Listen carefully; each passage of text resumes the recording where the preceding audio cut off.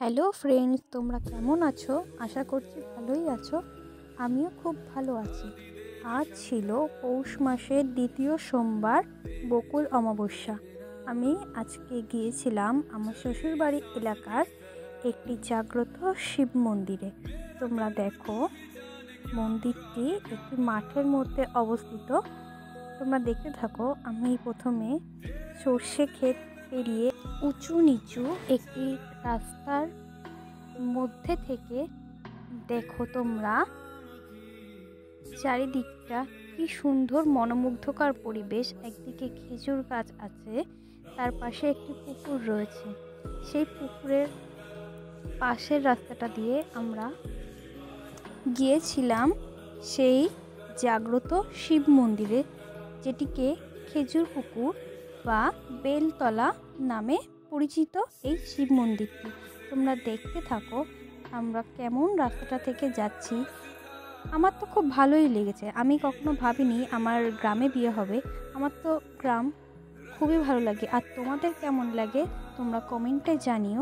আর যদি আমার ভিডিও তোমাদের ভালো লেগে থাকে তাহলে আমার ভিডিওতে একটি কমেন্ট করে দিও আর শেয়ার করে দিও। তোমরা দেখো, এই যে পুকুরটি, আমার শাশুড়ি মা বলেছে এই পুকুরে নাকি মাছ চাষ হয়। সেই মাঠের রাস্তাটা থেকেই আমাদের সেই কাঙ্ক্ষিত শিব মন্দিরে আমরা যাচ্ছি। আজকে আমি, আমার ছোট কাকিমণি, আমার ছোট দুই দেওর মিলে আমরা এই মন্দিরে গিয়েছিলাম।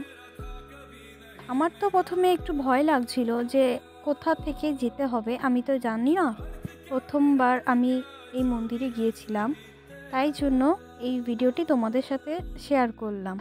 তোমরা দেখো এই যে চারিদিকটা কেমন একটু গা ছমছমে পরিবেশ। সামনে দেখো বাঁশবাগান দেখতে পাচ্ছ, দেখেই তো কেমন ভয় ভয় করছে। আমরা সবাই মিলে একে একে সেই মন্দিরের দিকে যেতে থাকলাম। দেখো চারিদিকটা কেমন থমথমে পরিবেশ। আর সামনেই রয়েছে কলা বাগান। আমরা সেটার ওপর থেকে এই যে রাস্তাটা দেখো সামনে, এটাকে কি বলা হয় আমি জানি না। আই থিঙ্ক এটাকে পোল বলা হয়। সেটার ওপর থেকে আমরা সবাই মিলে আস্তে আস্তে সেই মন্দিরের দিকে রওনা হয়েছিলাম। এখনও আমি জানি না যে কতটা দূর যেতে হবে। আমরা যেতেই আছি, যেন রাস্তায় আমাদের শেষ হচ্ছে না। আমরা 3 মাইল পেরিয়ে এসেছি, তারপরেও আমাদের রাস্তাটা শেষই হচ্ছে না। আমরা 3 মাইল পেরিয়ে এসেছি, তাও যেন আমাদের মন্দির সামনে আসছেই না। এবার ওই দেখো আমরা সামনেই এই মন্দিরে এতটা হাঁটার পর চলে এসেছি। দেখো মাঠের মাঝখানে এটা আমাদের রাধাকৃষ্ণ মন্দির, আর সেই জাগ্রত শিব মন্দির হলো এটি। এখানে যে যা মানসিক করে তার মনের ইচ্ছা আমাদের ভোলেনাথ সবার ইচ্ছে পূরণ করে দেয়। আমি এখানে আজকে এসেছিলাম সেই ভোলে বাবার পুজো দেওয়ার জন্য। আর দেখো দূর দূরান্ত পেরিয়ে আমরা এই মন্দিরে আজকে চলে এসেছিলাম। আর এই সেই শিব মন্দির। আমি চাই ভোলে বাবা সবার সকলের মনস্কামনা পূর্ণ করে দেয়, আর আমার পরিচিত সবাই যেন ভালো থাকে, সুখে থাকে, শান্তিতে থাকে।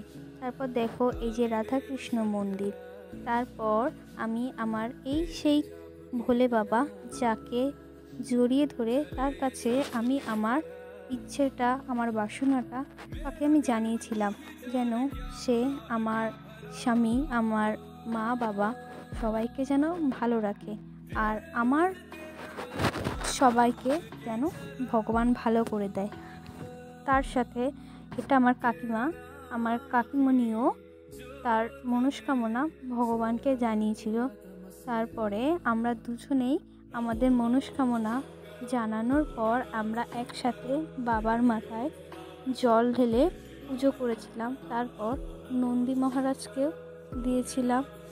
দেওয়ার পর তারপর কাকিমণি আমি দুজনে মিলে বাবার কাছে পুজো দিয়েছিলাম। তারপরে দেখে নাও, দুধ ঢালার পরে আমি নন্দী মহারাজকেও দিয়েছিলাম। জল ঢালার পরে আমি একাই তারপর ত্রিশূলে আমি গঙ্গার জল আর দুধটা দিয়ে দিয়েছিলাম, আর আমার ইচ্ছাটাও বাবার কাছে জানিয়েছিলাম যেন বাবা সবাইকে ভালো রাখে। তারপর আমরা দুজনে মিলে আমাদের ভোলে বাবাকে ফুল বেলপাতা দিয়ে সমর্পণ করেছিলাম। তারপর দেখো কাকিমণি তার মনস্কামনা বাবার কাছে জানালো আর ফুল বেলপাতাটা বাবার মাথায় দিয়ে দিয়েছিল। তারপরে আমরা দুজনেই নমস্কার করে আমাদের ফুল বেলপাতাটা আমরা সেই শিব মন্দিরেই দিয়ে দিলাম। তারপর আমরা দুজনেই পুজো দিয়ে নিয়েছিলাম। তোমরা কমেন্টে জানাও আমাদের ভিডিওটি তোমাদের কেমন লাগছে। তারপরে আমি ধূপকাঠি আর মোম জ্বালিয়ে সেই মন্দিরে দিয়ে দিয়েছিলাম। তারপর এখানে খিচুড়ি ভোগ রান্না হচ্ছিল, আমরা সেই ভোগ গ্রহণ করেছিলাম। তোমরা দেখো এই সেই খিচুড়ি ভোগ, খিচুড়ি গ্রহণ করে আমরা সোজা বাড়ি চলে এসেছিলাম। কেমন লেগেছে জানিও। ধন্যবাদ।